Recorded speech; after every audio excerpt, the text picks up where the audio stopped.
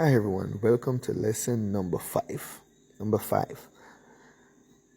Now we're going to go through the process of playing in a different major scale aside from C and how you would go about it.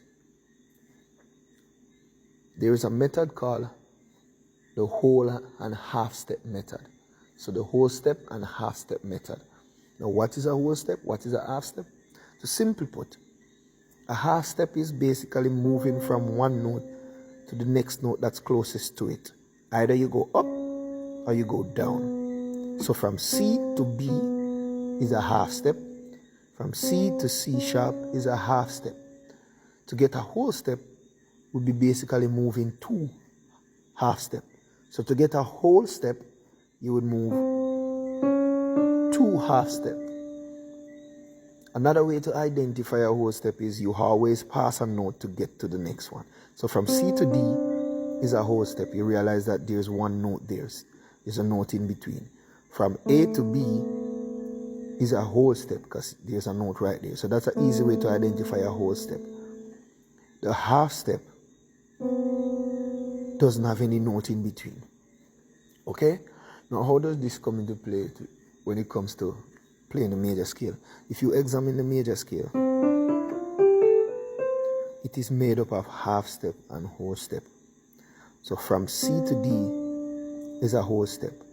D to E is a whole step. E to F is a half step.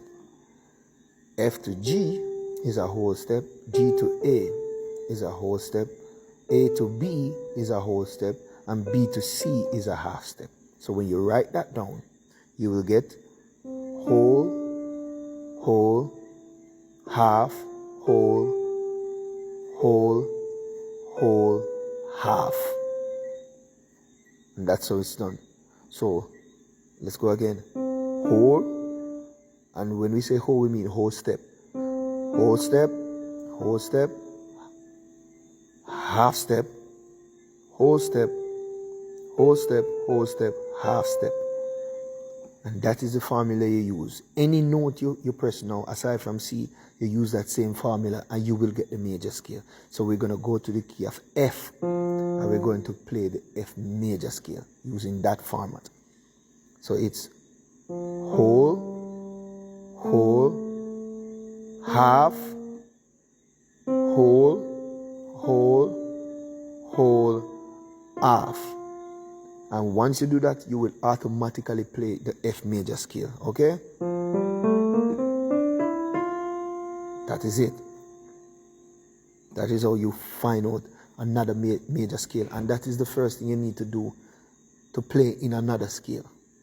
You break down the major scale that you're going to. So we're going to go to F. So we use that whole half method and we figure out what F major scale is. Now, how do you play the chords of F major?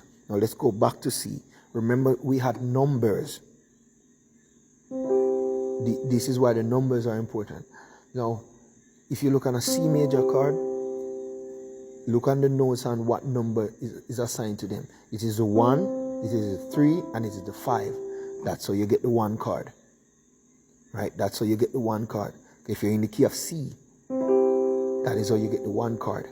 If you go to the key of F, it's the same numbers within the scale that gives you the 1 chord.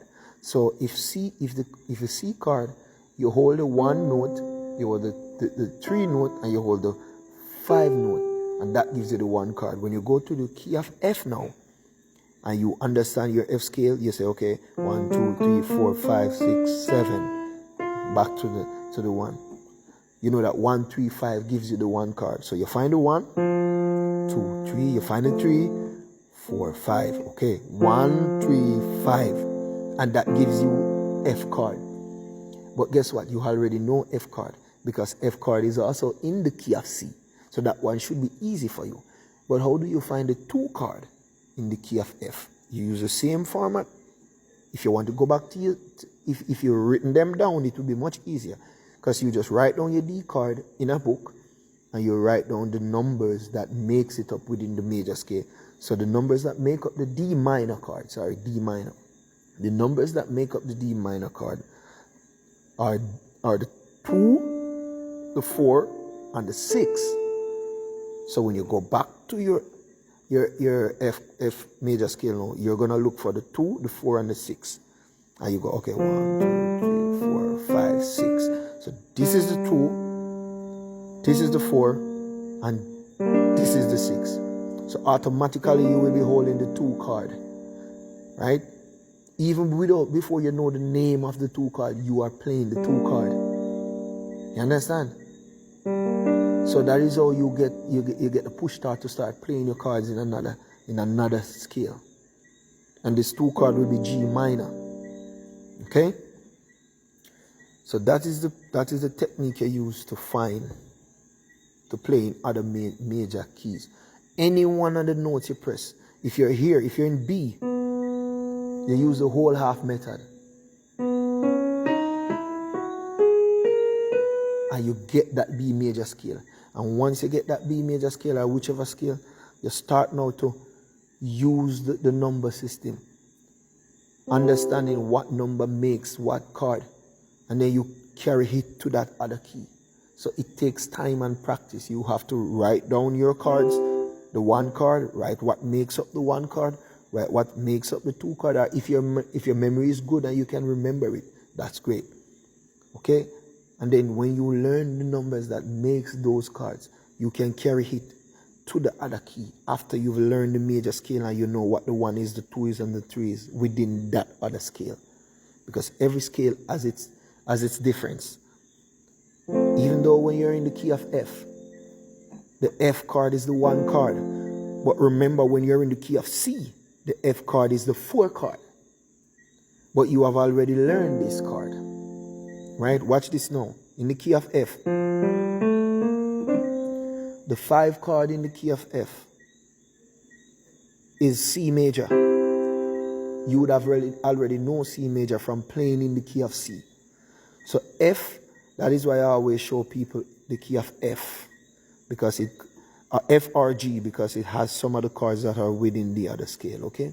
So use that whole half method and you practice to play in other keys and work out the cards based on the number that makes them. And you can't go wrong in finding the cards, okay? After you do that, you just practice your inversions just the same. Once you understand the concept of inversion, you just practice it just the same, okay? I hope this was helpful to somebody. Thank you very much.